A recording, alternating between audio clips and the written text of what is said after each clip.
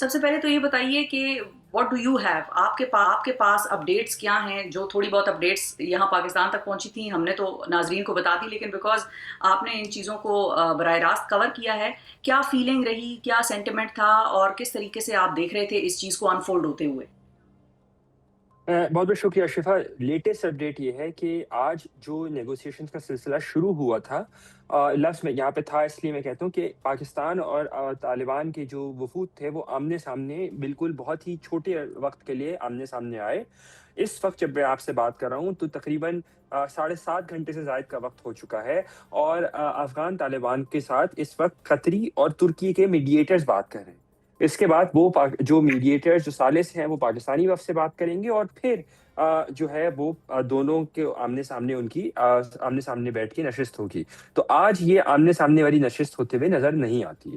پہلی بات. دوسری بات یہ کہ 96 گھنٹے 4 دن میں ہوتے ہیں. 96 گھنٹے کے اندر ہم نے دیکھا کہ 50 گھنٹے جو ہے وہ نیگوسیشن چلے. پہلے دن 19 گھنٹے چلے، دوسرے کے دن 13 گھنٹے چلے، تیسرے دن 18 گھنٹے چلے، چوتھے دن 12 گھنٹے چلے. تو یہ پورا 50 گھنٹے کا جو ہے وہ آپ کو ملتا ہے، پیریڈ ملتا ہے، ٹائم پیریڈ بنتا ہے. اور پاکستان کی جانب سے ایک ہی کور ڈیمانڈ رکھی گئی. وہ کور ڈیمانڈ کیا تھی؟ وہ کور ڈیمانڈ یہ تھی کہ افغانستان تحریک طالبان دہشت گردوں کے خلاف کارروائی کرے، اور بلوچ دہشت گرد گروہ جو ہیں جو ان کی سرزمین سے آپریٹ کرتے ہیں ان کے خلاف کارروائی کرے.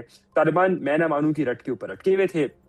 گزشتہ 24 گھنٹوں کے اندر جو ڈیولپمنٹ ہوئی ہے وہ یہ کہ پاکستانی ڈیلیگیشن نے ہوٹل سے چیک آؤٹ کر کے واپس پاکستان جانے کے لیے ایئرپورٹ پر چیک ان بھی کر لیا تھا. تو پھر اچھا، بتایا جا رہا ہے کہ جو ثالثین ہیں ان کو طالبان کی جانب سے ریچ آؤٹ کیا گیا، اور ان کو کہا گیا کہ وہ اپنا سٹانس ری وزٹ کرنے کو تیار ہیں. آپ پاکستان کو بھی کہیں کہ وہ واپس نہ جائے، پاکستانی وفد کو بھی کہیں کہ وہ واپس نہ جائے، جس کی وجہ سے پاکستانی وفد نے ایئرپورٹ سے پھر ان کی واپسی ہوئی. آج جیسے میں نے آپ کو بتایا کہ بہت ہی بریف سے انکاؤنٹر ہوا ہے.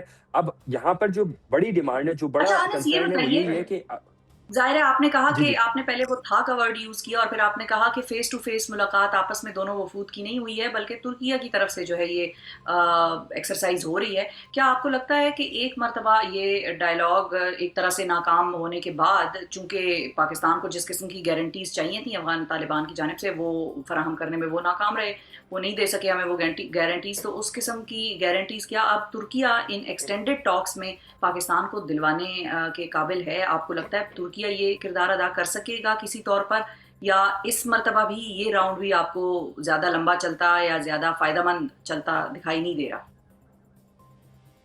دیکھیں، یہ ٹاکس تو بظاہر تو نظر آتا ہے کہ یہ 1 یا 2 دن کی یا آج یا کل کی بات نہیں ہے. میرے خیال سے 2 سے 3 دن اس بات چیت کے سلسلہ، جو نیا بات چیت کا سلسلہ شروع ہوا ہے اس میں بھی لگے گا. ترکی اور قطر دونوں کا ایک لیوریج ہے. میرے خیال سے ترکی اور قطر سے زیادہ جو پاکستان کی جانب سے جو بیانات دیے گئے، جو سخت بیانات دیے گئے، اور اس کے بعد پاکستان کی جو دہشت گردوں، جو پاکستان کے اندر دہشت گردوں کا جو حملہ ہوا، اور اس کے جواب میں افغانان کا جو ایک انہیرنٹ فیئر تھا، جسے کہتے ہیں خوف تھا کہ ایسا نہ ہو کہ پاکستان ایک بار پھر پریسیشن سٹرائک کرے، اور افغانستان کے پاس وہ کیپیبلٹی نہیں ہے، کیپیسٹی نہیں ہے کہ پاکستان کی انٹیلیجنس کو اور انٹیلیجنس بیس سٹرائکس کو چیلنج کر سکے. تو اس خوف سے میری انڈرسٹینڈنگ یہ ہے کہ انہوں نے ترکش سائٹ کو اور قطری سائٹ کو ریچ آؤٹ کیا، دونوں ثالثین کو ریچ آؤٹ کیا. صرف ایک ثالث کو ریچ آؤٹ نہیں کیا، دونوں ثالث کو ریچ آؤٹ کیا، اور کہا کہ اپنی مشروط یا اپنی پارشل آمدگی جو ہے، آمادگی ظاہر کی کہ وہ اپنے اسٹانس کو ریویو اور ری وزٹ کرنے کو تیار ہیں اگر پاکستانی ڈیلیگیشن استنبول میں ہی رک جاتا ہے.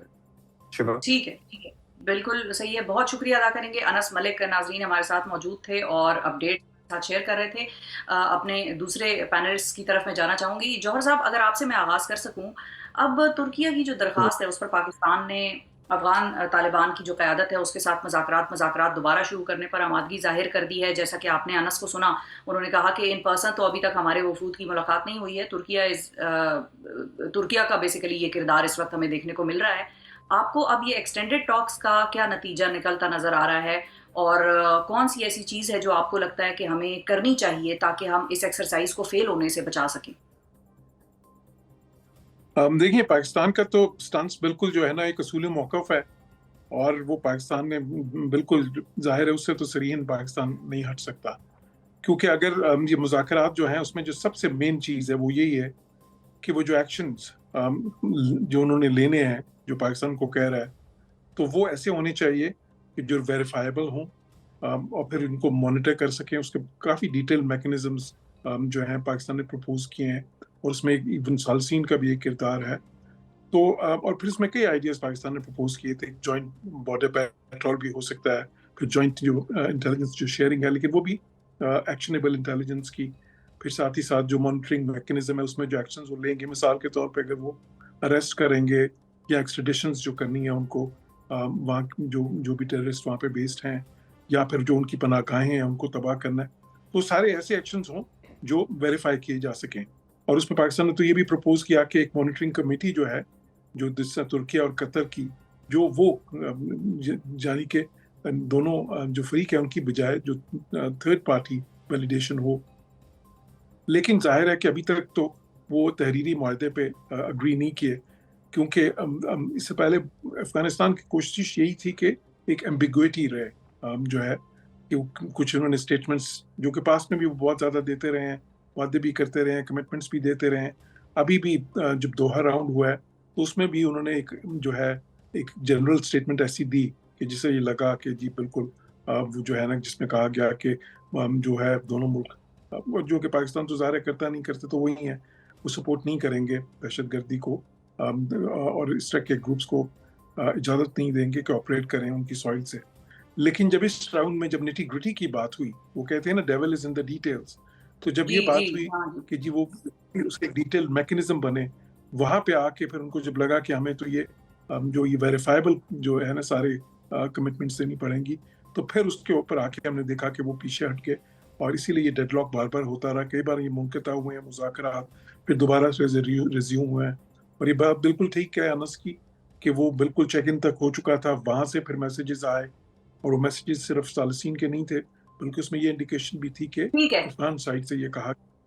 तो अब ये देखना है कि इसके बाद देखें, ये मैं तो यहाँ तक इस पे कहता हूँ कि अगर यहाँ पे कोई मुआहदा हो भी जाता है, तो वो भी जो है ना, उस पर भी हमें कॉशियस ऑप्टिमिज्म हमारी तरफ से होनी चाहिए, क्योंकि उस पर अमल दरामद जो है वो भी इतना आसान नहीं होगा।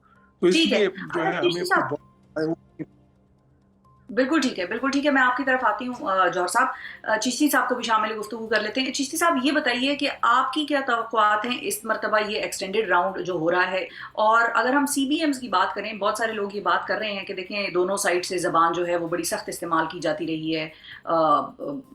टॉक्स के शुरू होने से पहले भी पाकिस्तानी वज़रा जो थे वो कह रहे थे कि भाई सारे अफगान जो हैं वो दहशतगर्द हैं और सारे अफगान हमारे दुश्मन हैं, वो हमारे परचम को पैरों तले रोनते हैं। और फिर दूसरी तरफ पे भी ये इल्ज़ाम लगाया गया कि भाई उनके जो बयानात हैं वो भी कोई बड़े हौसला अफजा नहीं है, वो भी इस किस्म की ज़बान इस्तेमाल कर रहे हैं,